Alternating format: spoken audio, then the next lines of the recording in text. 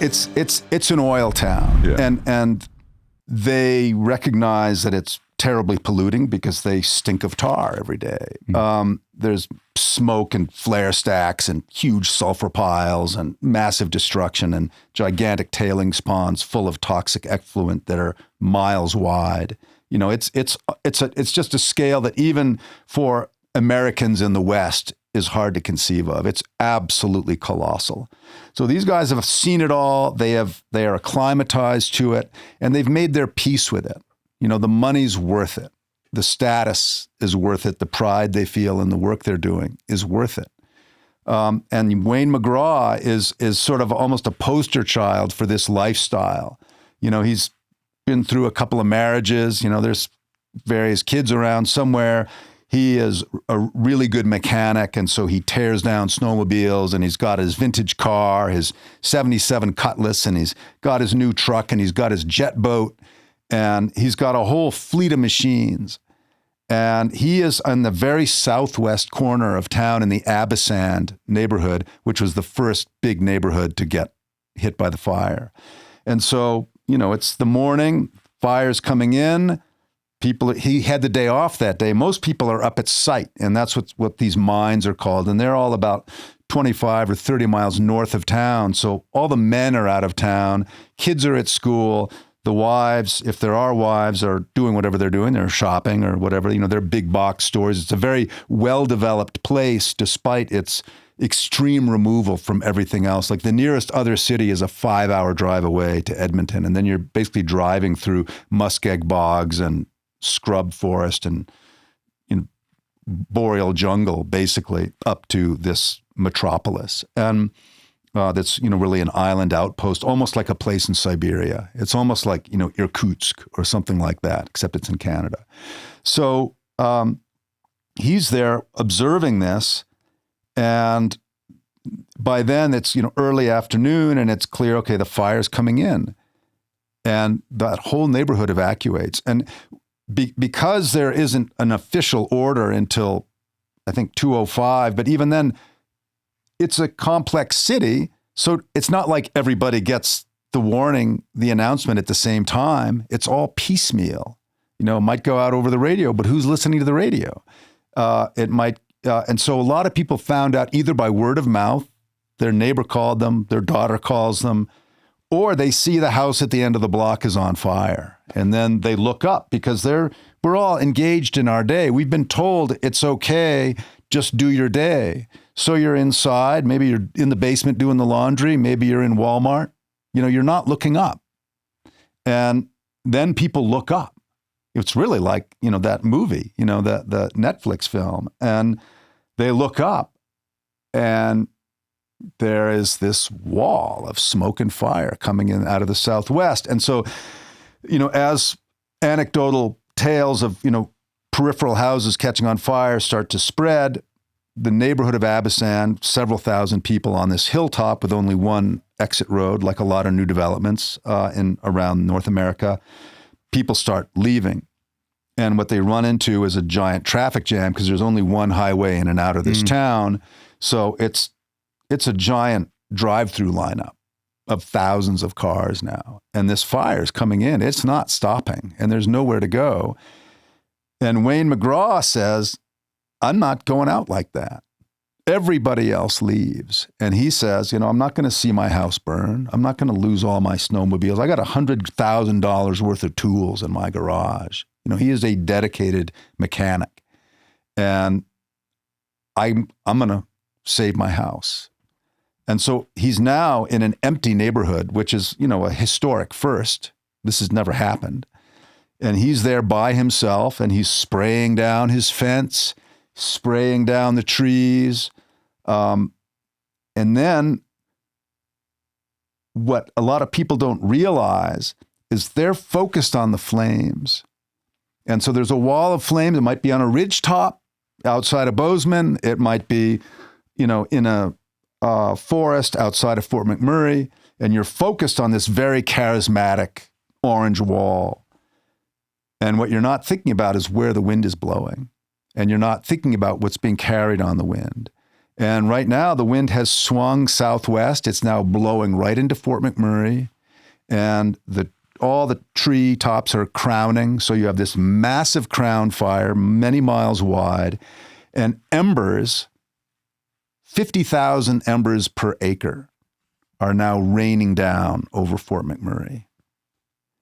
And if we had an ember shower landing in your yard right now in November in Bozeman, you'd see them land and they'd fizzle out. You wouldn't really probably have much to worry about.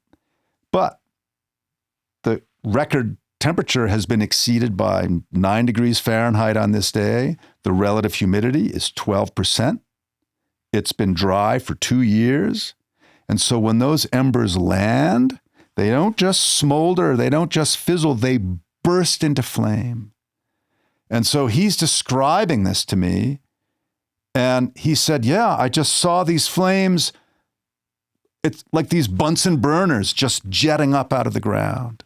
He said, like, suddenly this 3-foot flame just burst up. And then my tree's on fire. And then my buddy's fence is on fire. And then he's surrounded by fire. And he doesn't run away. He's just a scrappy, anyone who's worked in the oil fields, these guys, they will not back down to their detriment.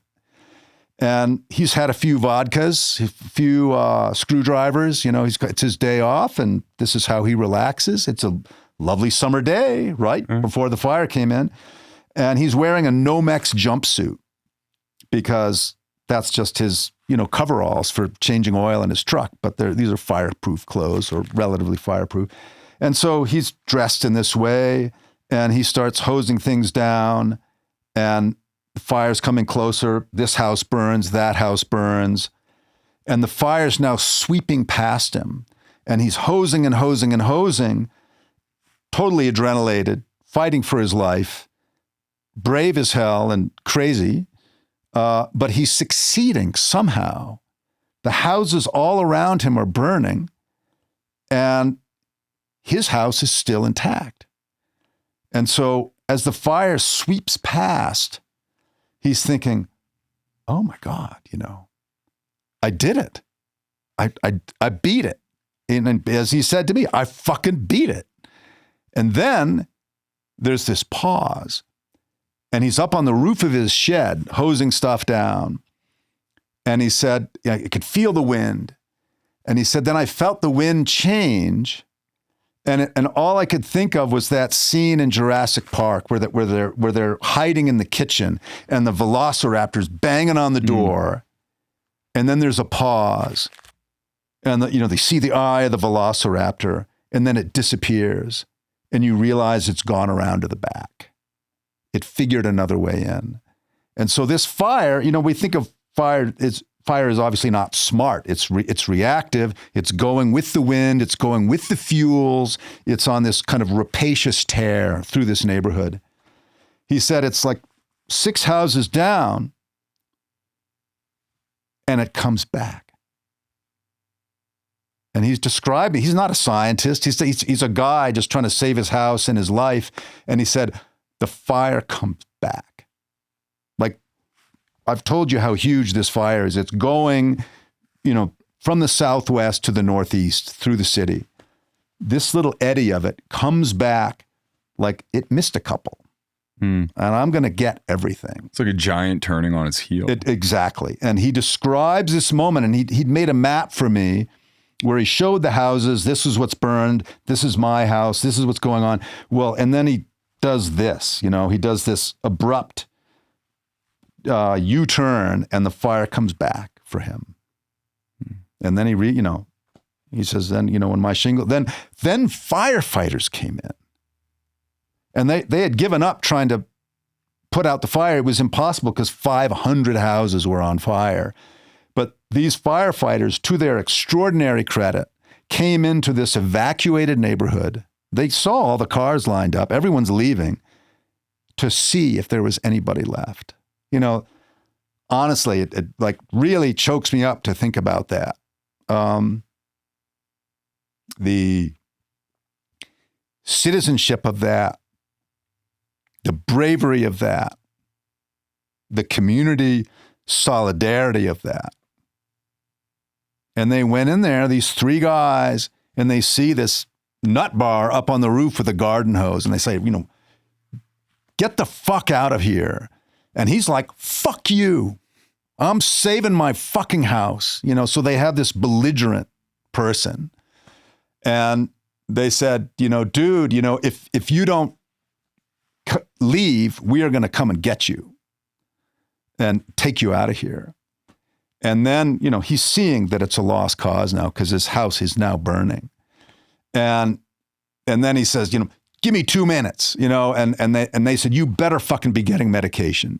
And then he runs into his garage and wheels out his Harley Davidson. He loves his Harley. Like, he loves his Harley to the point of shedding tears over it. For sure. Wheels the Harley out, and then he has the 77 Cutlass. He puts a battery in it, fires it up, and rolls that out into this sort of vacant area, and then he leaves, with these guys in his truck. And, talking to his brother on his phone, he said, that's when I started crying, when I looked in the rearview mirror and saw it burning. And it's impossible not to hear this guy, who's like a knucklehead, motorhead, alcoholic, oil dude. But, he was fighting for the things that he loved.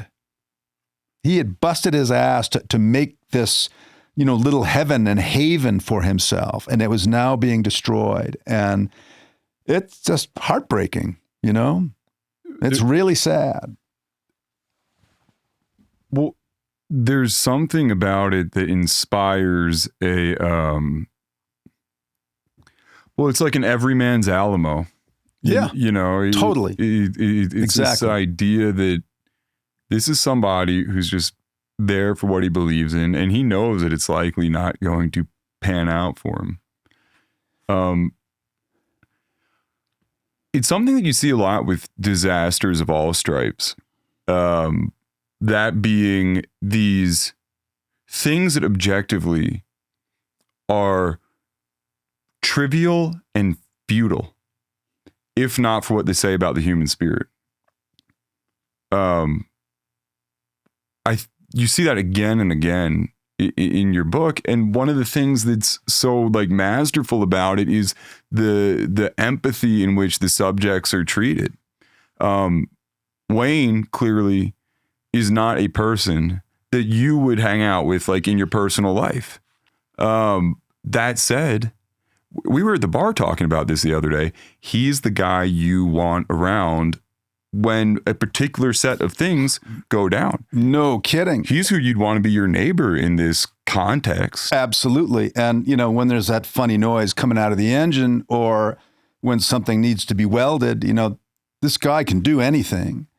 And there's a real, there's clearly a nobility in that and a necessity in that. These are the people that make the world go round. And they do it often in obscurity and in these kind of isolated settings.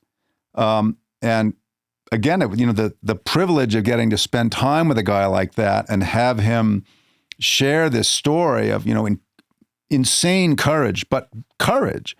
And the nobility of it in a way, there's